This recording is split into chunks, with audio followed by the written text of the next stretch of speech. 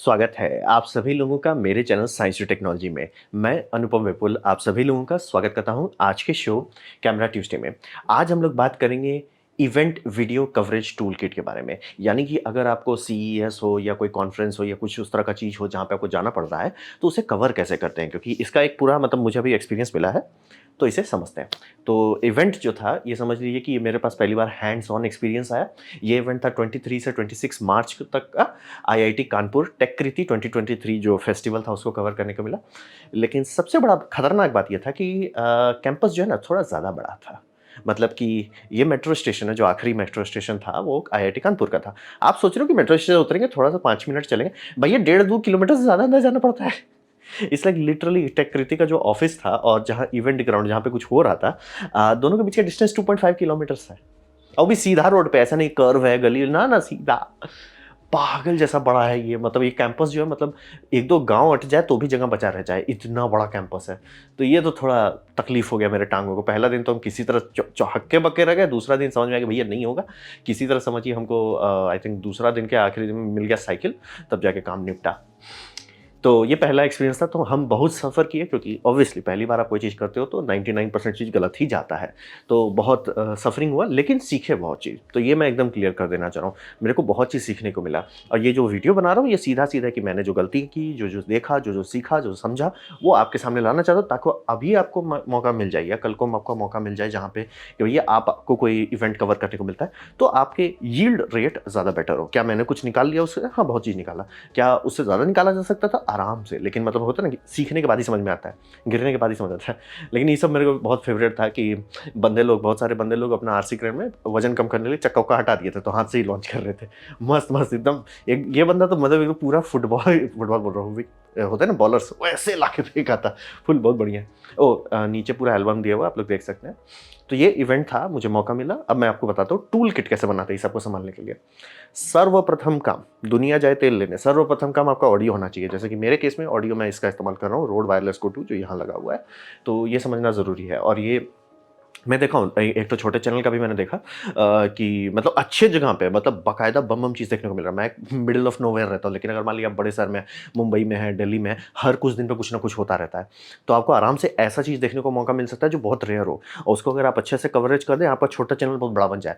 लेकिन जैसे मैंने उसका वीडियो देखा, मैंने बोला, "भाई, इससे नहीं होगा। या तो ये ऑन बोर्ड माइक इस्तेमाल कर रहा है या कोई शॉटगन जैसा माइक इस्तेमाल कर रहा है।" ये सब कभी भी इवेंट में काम नहीं करता। ये समझना ज़रूरी है। आपको वायरलेस लेवलियर जैसा कुछ चाहिए, वायर्ड कर सकते हैं, लेकिन लोग अनकंफर्टेबल हो जाएँगे। तो बात ये रहता है कि लोगों को, जो जिनसे आप इंटरव्यू कर रहे हो, उनको कम्फर्ट देना होता है। वो आपकी ज़िम्मेदारी है, क्योंकि वो अपना टाइम निकाल के आपको दे रहे हैं। तो आपको समझना पड़ेगा कि थोड़ा-सा जितना आप उनको कम्फर्टेबल फ़ील कराएँगे, वो उतना कम्फर्टेबली आपका जवाब देंगे, उतना लंबा डिस्कशन हो सकता है। तो इसीलिए वायरलेस इस तरह के लेवलियर पैक्स सबसे बेस्ट हैं इस चीज़ के लिए। और ये कहना ज़रूरी है कि मैं जहाँ गया था, वहाँ पे लकी था कि बहुत कम रेडियो इंटरफेरेंस था। यानी कि बहुत सारे लोग इस तरह का चीज़ नहीं चलाए थे, बहुत सारा वाई-फाई नहीं था। लेकिन कई बार आप ऐसी जगह पहुँच सकते हैं जहाँ खूब रेडियो इंटरफेरेंस है। उस केसेस में दिक्कत ये होता है कि ये सब ठीक से पेयर नहीं हो पाता। कोई भी वायरलेस लीजिए, ये तो मतलब आपको बेसिक बताया, आपको नहीं मैं सिग्मा ले लूँ या सेनहाइज़र ले लूँ, कोई फ़र्क नहीं पड़ता, सब में दिक्कत आता है। तो इसीलिए ऐसा ज़रूर खरीदें अगर आप कवर करना चाहते हैं जिसमें ऑन बोर्ड रिकॉर्डिंग हो। यानी कि मेरा जैसे ये है, अगर मैं इसको इस मोड पे कर देता हूँ, सेफ्टी ट्रैक का जो लो बिट रेट है, तो ये 24 घंटे तक का ऑडियो रिकॉर्ड करता रहेगा। तो यानी कि मैं आराम से मतलब पूरा ऑडियो कैप्चर कर सकता हूँ, आराम से उसे डंप कर सकता हूँ, मुझे टेंशन नहीं रहेगा कि मेरा कैमरा में जा रहा है कि नहीं। कैमरा में चला जाए बहुत अच्छी बात है, लेकिन होता है ना कभी वायरलेस सिग्नल ड्रॉप कर गया या फॉल्ट हो गया, तो भी मेरा लॉस नहीं होगा।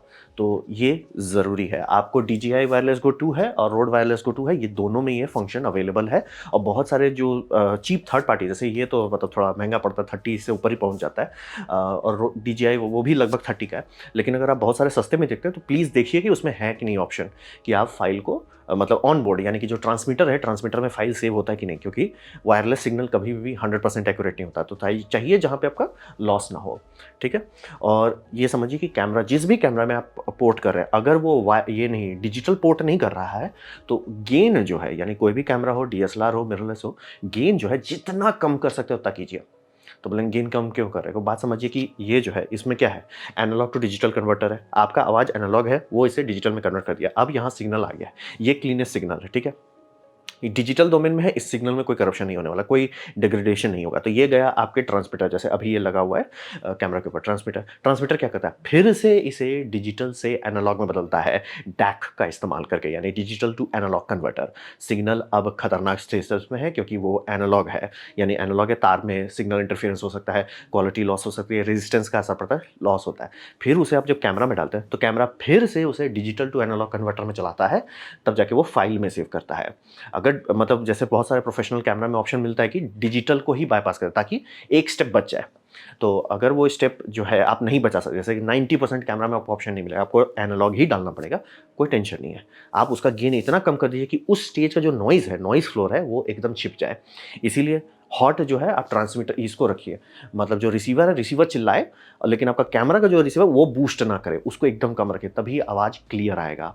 मतलब ऐसा नहीं है कि आजकल वाले अच्छे हो गए हैं, कुछ-कुछ जैसे पैनासोनिक ये सब के लिए बहुत मायने रखता है, काफ़ी पैनासोनिक हो जाए, और सोनी के कुछ-कुछ में इम्प्रूवमेंट भी किया गया है। पहले तो बहुत खराब आते थे, तो मेरा वाला भी बहुत खराब वाला टाइम का है, तो हमको तो एकदम गेन को एकदम लास्ट से एक ऊपर रखते हैं। बंद हो जा रहा है, कुछ नहीं पकड़ पा रहा, उससे एक स्टेप ऊपर रखता हूँ, ताकि एकदम कम नॉइज़ फ्लोर आए।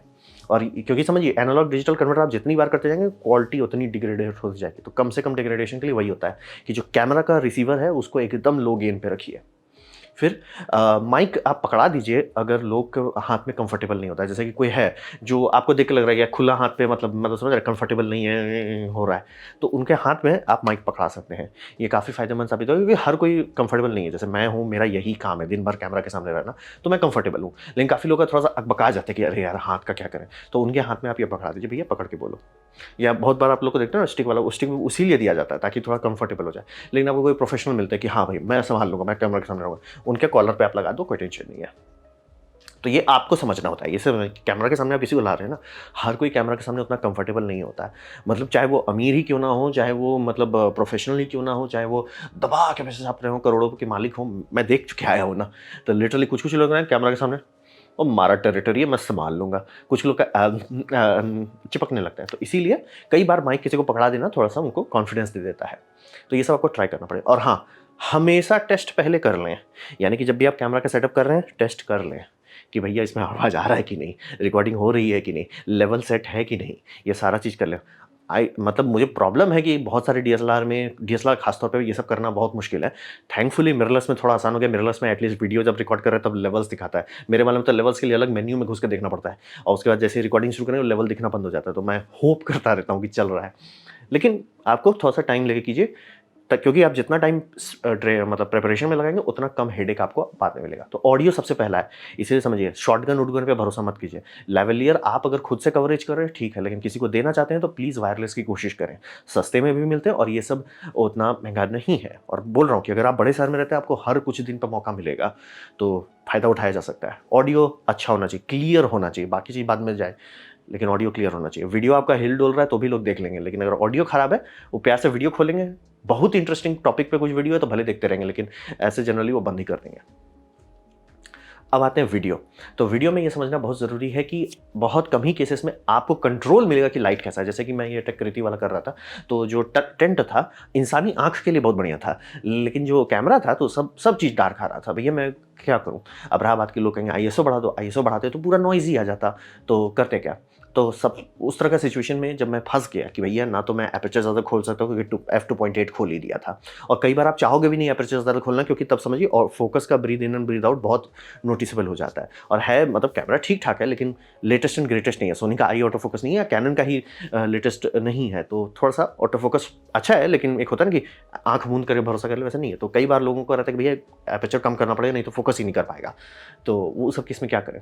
तो सबसे लास्ट रिज़ॉर्ट, जनरली ये आपको करने की ज़रूरत नहीं पड़नी चाहिए, लेकिन अगर कुछ और नहीं कर सकते, आईएसओ नहीं बढ़ा सकते, लाइट नहीं लगा सकते, तो क्या कर सकते हैं? तो आप शांति से एफपीएस को अपना ड्रॉप कर दीजिए 24 फ्रेम पर सेकंड। ये लास्ट रिज़ॉर्ट है, मैं क्लियर कर देना चाह रहा हूँ, ये करने की आपको ज़रूरत नहीं पड़नी चाहिए, लेकिन एक होता है ना कि और कुछ नहीं काम कर रहा, आईएसओ आप बहुत बढ़ा देंगे ना, इमेज बहुत खराब आता है और वो तुरंत फीलिंग खराब कर देगा, तो वो आपकी चॉइस रहती है। तो 24 फ्रेम पर सेकंड आप कर सकते हैं, ताकि शटर स्पीड 1/25 तक चला जाता है, तो थोड़ा दिखने लगेगा। अब रहा बात की जो मेरा कैमरा का वीकनेस था, इमेज स्टेबलाइजेशन। इमेज स्टेबलाइजेशन ज़रूरी होता है। तो यहाँ पे करने के लिए आपके पास 2 मेन ऑप्शन होता है। पहला गिम्बल ले लीजिए या तो मोनोपॉड ले लीजिए। कुछ भी रहे जो थोड़ा टेका रहे तो आपका कैमरा ठीक-ठाक आता है। लेकिन अगर ये दोनों नहीं है तब थोड़ा दिक्कत होगा। जैसे मेरे को हैंड हेल्ड पे करना पड़ा। मैंने ट्राइपॉड ना ले जाने की बेवकूफ़ी की थी। बाद में समझ में आया कि बहुत बड़ा मिस्टेक कर दिए। बट होता है, ऐसे ही करके सीखते हैं। तो आप सब लोग वही कहेंगे कि आपको ये समझ के चलना होगा कि लाइट पे कंट्रोल नहीं मिला है। कुछ-कुछ शो, ट्रेड शो जो होते हैं वो बहुत अच्छा से इसका ध्यान रखते हैं। उनके खुद के भी लाइटिंग डायरेक्टर रहते हैं, तो वो लाइटिंग ऐसा करते हैं कैमरा सब में अच्छा आता है, लेकिन हर जगह वैसा नहीं मिलेगा। कई जगह मिलेगा भैया लाइट देखने को आपका आँख एडजस्ट कर लेता है तो लगता है कि बहुत लाइट है, लेकिन है बहुत कम। तो ये समझना पड़ सकता है। तो लास्ट रिज़ॉर्ट है कि भैया 24 फ्रेम पर सेकंड पे शूट करो। अब बोलेंगे वो खराब दिखेगा, वैसा नहीं है। अगर स्टेबल है तब तो कोई बोलेगा ही नहीं। 24 में थोड़ा-सा स्मूथ लग रहा है, बस वही है, क्योंकि वो फ़िल्म उसी पे शूट किया जाता है। और रहा बात कि आप कौन-सा लेंस इस्तेमाल करें, तो ये समझिए कि अगर आप वाइड लेते हैं, तो वाइड से ज़्यादा चीज़ दिखता है, बहुत बढ़िया बात है। साइड इफ़ेक्ट वो चेहरा के लिए बहुत खराब है। चेहरा आपका ऐसे गोल जैसा हो जाए, अंडा जैसा हो जाएगा। और अगर आप टेलीफ़ोटो लेते हैं, तो चेहरा आपका थोड़ा फ्लैट आता है, थोड़ा डेफ़िनिशन आता है। तो आपको जनरली अल्ट्रा वाइड से वाइड तक का लेंस होना चाहिए, इस तरह के कवरेजेस के लिए। जैसे कि जो आपका स्टैंडर्ड लेंस है, वही इसके लिए बहुत बढ़िया है, बस एपर्चर अच्छा रहे तो अच्छा रहेगा। तो वो लेंस पे आप कर सकते हैं। तो जब आप किसी को चीज़ दिखाना चाहते हैं, ज़ूम आउट कर लीजिए, ज़्यादा चीज़ दिखा लीजिए। जब किसी का इंटरव्यू ले रहे हैं, तो प्लीज़ उसी मोड में मत रहिए, या तो वो बहुत छोटा हो जाएगा, या तो अगर उसका मतलब आप पास गए तो वो अंडा जैसा चेहरा दिखने लगेगा। इसीलिए ये समझना ज़रूरी है कि मान लीजिए अगर आप 17 पे हैं, तो 17 पे आप ये करो, क्या बोलते हैं, आराम से सब चीज़ का कवरेज लो। ये गाड़ी दिखा रहे हैं, बाइक दिखा रहे हैं, ठीक है, 17 पे कवरेज लो। फिर होगा चेहरे, जैसे सीईओ पे फोकस करना है, आराम से उसे 50 पे ले आइए। ये समझना ज़रूरी है। ज़रूरी नहीं है कि एग्जैक्टली आपको मतलब 17 पर हो, 50 पे हो, नहीं, बस आइडिया वही समझिए कि किसी के चेहरे पे बात हो रही है तो कोशिश कीजिए कि एकदम वाइड ना रखें। और अगर आपको एकदम वाइड रखना पड़ रहा है तो कोशिश करें कि थोड़ा दूर आ जाए, मतलब थोड़ा छोटा दिखेगा, उतना प्रॉब्लम नहीं है। और अगर आपका ऑडियो अच्छा है, लोग समझ जाएंगे कि क्या हो रहा है। तो ये हुआ ऑडियो और वीडियो, मैंने क्लियर कर दिया। अब बात आते हैं बिजली का, यानी कि पावर। अब घुमा फिरा के कितना बढ़िया कैमरा लीजिए, कितना बढ़िया रिकॉर्डर लीजिए, घूम फिर के सब आता है कि भैया बैटरी है कि नहीं, बैटरी नहीं है तो आप लटक जाएंगे। तो ये समझना बहुत ज़रूरी है। और हमेशा आपके कैमरा में 2 बैटरी होनी चाहिए। जैसे कि मैंने भी 2 बैटरी, एक अभी लगा हुआ है और एक दूसरा बैटरी रखते हैं। ये आपका, और यहाँ पे मेरा थोड़ा-सा मिस्टेक है, इसी बोल रहा हूँ मैं, मिस्टेक करने के बाद सीखा हूँ कि कुछ भी हो जाए, आपका सारा जो सेटअप है वो सिर्फ़ एक केबल पे होना चाहिए। आज के टाइम पे वो केबल होना चाहिए यूएसबी-सी, यानी कि मेरा जो कैमरा, कैनन डीएसएलआर का जो बैटरी चार्जर था, वो एक क्रेडल था, एसी से चलने वाला क्रेडल था। वो क्रेडल स्वाहा हो गया। फिर मैंने ये खरीदा। बहुत बढ़िया है, बहुत बढ़िया काम करता है, इस तरह का है। लेकिन इसमें ये प्रॉब्लम है, जिस टाइम मैंने इमरजेंसी में लिया था, क्योंकि मेरा क्रेडल खराब हो गया था, मैं करूँ तो करूँ क्या? तो ये मतलब मैंने ले लिया, लेकिन ध्यान नहीं दिया था कि माइक्रो भी है। अब मतलब ध्यान दिए थे, लेकिन उतना रेगुलर कहीं जाने-वाने का नहीं। लेकिन अगर अब मुझे खरीदना पड़े और यही बैटरी यूज़ करना है, क्योंकि ये है LPE17 है, ये अभी भी कैनन के बहुत सारे मिररलेस में यूज़ होता है, तो हो सकता है आपको ये यूज़ करने का ज़रूरत पड़े। तो इस तरह का बड़ा वर्ज़न खरीदें। इसका यही वर्ज़न जैसे डिजिटेक रिलीज़ करता है, जिसमें आपको दोनों पोर्ट मिलते हैं, यूएसबी-सी और माइक्रो बी। तो कोशिश करें कि सिर्फ़ एक ही पोर्ट, मतलब हर चीज़ को चार्ज करने के लिए एक ही पोर्ट होना चाहिए, यूएसबी-सी। तो ये आपको काफ़ी आसान कर देगा। और इसका बहुत बढ़िया-बढ़िया वर्ज़न भी आता है कुछ-कुछ बैटरी के लिए, जिसमें आप साइड से लगा कर सकते हैं। मेरा वाला ये तो बहुत ख़राब डिज़ाइन है, मतलब ये डिज़ाइन बहुत ख़राब है, क्योंकि इसमें ऐसे लगा, तो इसको मैं बैग के अंदर नहीं रख सकता। जो साइड में क्रेडल वाला स्टाइल में होता है, उसको आप बैग में रख सकते हो, उसके साथ भी चार्ज कर सकते हैं। यानी कि इसको बैग में डालिए, आराम से यूएसबी बैटरी बैंक से धीरे-धीरे चार्ज कर सकते हो। मतलब एक बैटरी आप यूज़ कर रहे हो, दूसरा वो चार्ज हो रहा है, कोई टेंशन नहीं। अगर वैसे आप 3 बैटरी रखते हैं तो ऑलमोस्ट 24/7 कवरेज कर पाएँगे, कोई दिक्कत नहीं है, जब तक मेन बैटरी बैंक चल रहा है। तो ये हो गया। तो इसलिए बोल रहा है कि आइडियली आपका सारा चीज़ ऐसा होना चाहिए जो बैकपैक में रख के चार्ज हो सके, तो वो नहीं हुआ। और रहा बात कि रोड वायरलेस गो टू के साथ एक समस्या है कि DJI माइक अगर आप खरीदते हैं तो उसमें उन्होंने सीख लिया था। रोड वायरलेस गो टू पहले आया था, तो उसमें जितनी कमी थी उन्होंने सुधार दिया।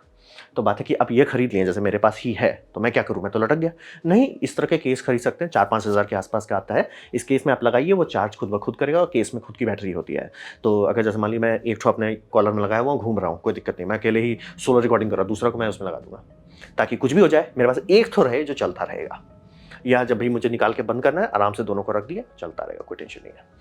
तो ये समझना बहुत ज़रूरी रहता है। इस तरह का सिचुएशन आपका स्पीड जो है, कितना स्पीड से और कितना देर तक आप रिकॉर्डिंग, शूटिंग ये सब कर पाएँगे, ये बहुत बढ़ा देता है। तो और हाँ, लेकिन ये समझिए कि चूँकि road wireless go to Indian मौसम के हिसाब से बनाया नहीं गया है, बहुत गर्मी नहीं बर्दाश्त करता, तो बहुत सारे केस में वो ओवरहीट होने का इश्यू आ जाता है। तो टेस्ट पहले कर लीजिएगा। अगर आप ऐसे जगह पे जहाँ शाम को कर रहे हैं या एसी-उसी है तो कोई दिक्कत नहीं है, लेकिन आपको दिक्कत हो सकता है। और एक बड़ा बैटरी बैंक आपको चाहिए। बैटरी बैंक के बारे में ये समझिए कि अगर आप प्लेन से कहीं इधर-उधर जा रहे हैं तो बैटरी बैंक 100 वॉट आवर से ऊपर का नहीं लिया जा सकता है। आप चाहें तो खरीद सकते हैं और अगर जो एजेंट है नहीं चेक कर रहा है एयरपोर्ट में ठीक से, तो आप शायद निकल भी लें, लेकिन जनरली बैटरी बैंक 100 वॉट से ऊपर का नहीं होना चाहिए। इसीलिए आप देखेंगे जितना भी आता है वो सब 20,000 मिली एम्प पावर का आता है, उससे ऊपर क्यों नहीं आता। बात है उससे ज़्यादा ऊपर जाएँगे यानी 26,000 से ऊपर चले जाएँगे तो आप उस जगह पहुँच रहे हैं जहाँ 100 वॉट आवर क्रॉस कर रहे हैं। तो वो उतना प्रैक्टिकल नहीं होता। तो 30,000 40,000 वो सब आप एरोप्लेन में नहीं ले जा सकते हैं। अगर मतलब कोई पकड़ता नहीं है तो ठीक है, लेकिन पकड़ लिया तो दिक्कत हो जाएगा, पैसा चला जाएगा। तो ये समझिए। और रहा बात कि फिर होटल में आएँगे, चार्ज करें या कहीं बैठे होंगे, चार्ज करना है तो क्या करना होगा? आपको इस तरह का यूग्रीन का जैसे मैं एग्ज़ाम्पल दे रहा हूँ, ये अमेज़न पे अवेलेबल है। इस तरह के मल्टी पोर्ट चार्जर आते हैं और इसीलिए बोला सब में यूएसबी-सी होना ज़रूरी है ताकि सबको एक शॉट में आप चार्ज कर सकें। वो आराम से 100 वाट, 200 वाट तक खाता है। बोले महँगा है, हाँ महँगा है, लेकिन आपका टाइम जितना बचेगा, एक प्लग एक एक जगह पे खूब सारी चीज़ है तो चांसेस बहुत कम होगा कि आप कोई चीज़ मिस करें, चांसेस बहुत कम होगा कि अरे यार मैंने ये चार्ज करना भूल गया, अरे मैंने ये करना भूल गया और अरे यार ये तो अभी तक चार्ज नहीं हुआ। क्योंकि इसीलिए बोल रहे हैं हाई पावर का अगर आप किट के हिसाब से अरेंज कर लेते हैं तो सारा काम आसानी से हो पाएगा। मुझे तो मतलब भागना पड़ रहा था क्योंकि बोल रहे हैं ना मेरे पास ये केस नहीं था। अब अगर मुझे कहीं मौका मिलता तो मैं केस खरीद लूँगा, क्योंकि भैया इसके लिए 3 प्लग मुझे वेस्ट करने पड़ते हैं और मान लीजिए वो बॉक्स रहेगा तो बॉक्स को ही मैं चार्ज करूँगा, काम खत्म। तो ये सारे छोटे-छोटे चीज़ें हैं जो आपका लाइफ आसान कर देगा। क्या इसके बिना भी चल सकता है? आराम से।